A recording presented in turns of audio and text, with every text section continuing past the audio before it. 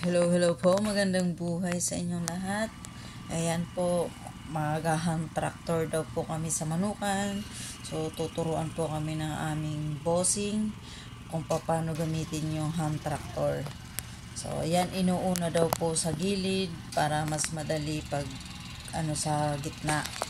And then, yan po ang purpose po namin kung bakit hinahand tractor namin yan. Kasi, yung apa pong yan ay recycle. So, dito po kasi sa Taiwan, kailangan daw po is 3 beses gamitin yung apa. So, yan po.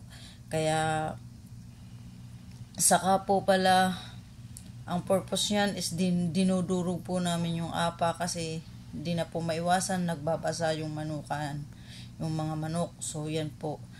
Matigas. Dinudurog po namin para sa susunod na is tatabingan na lang po namin yan ng bagong apa. Yun po ang aming dyan. Pero na-sprayhan na po namin yan sa unang disinfect bago po namin yan binungkal or hinand tractor. So yan po. Dito po kasi sa Taiwan is pag isang isang harvestan lang is tatanggalin na yung apa, hindi po bumibili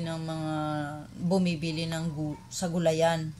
Binebenta po kasi yan ng boss namin para syempre dagdag kita po. So hindi po yan mabibili kung isang harvestan. Ang gusto po kasi nila is 3 kasi mas marami yung tae ng manok. So ganyan po talaga.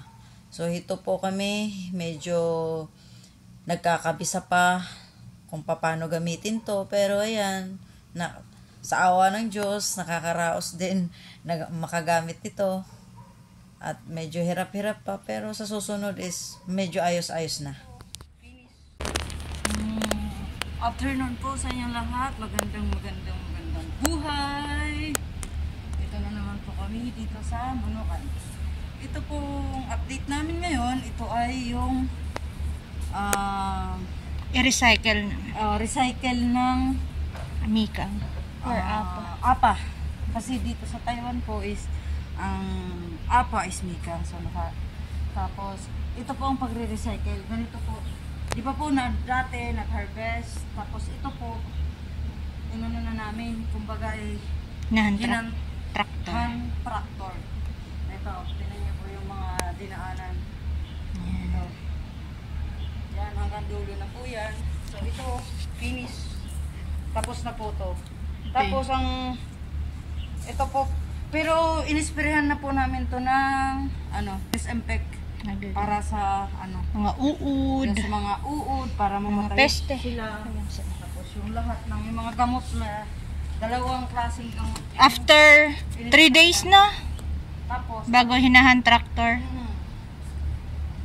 Naghintay, pagka-spray namin, naghintay pa kami ng 2 days. 3 days? 2 days to 3 days. 3 days to eh. Kaso lang kasi, naging 3 days to kasi ang malakas ang ulan. Tapos, and then, hindi masyado natutuyo. Papantay-pantayin namin tong, dun sa unahan. Yun ang lalagyan namin ng Mikang ulit? Mikang, pero yung sa baby pa lang. Pero pag malalaki na sila, eto na ulit.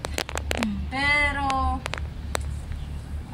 pagtapos na namin itong hand tractor lahat ng mga manukan, ang susunod dito ay mag-i-spray na naman kami para sa disinfect para sa mga taas. Sa ceiling, guys. Kahit po sabing recycle yung apa, pero yung proseso po ng is the same pa rin. Mag-spray pa rin kami dito. Tapos ito, bubugahan niyan ng yung parang blower na pabuga. So yun, yung mga alikabok patanggalin din.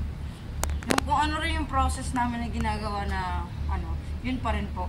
Ang pagkakaiba lang po is recycle yung aming apa.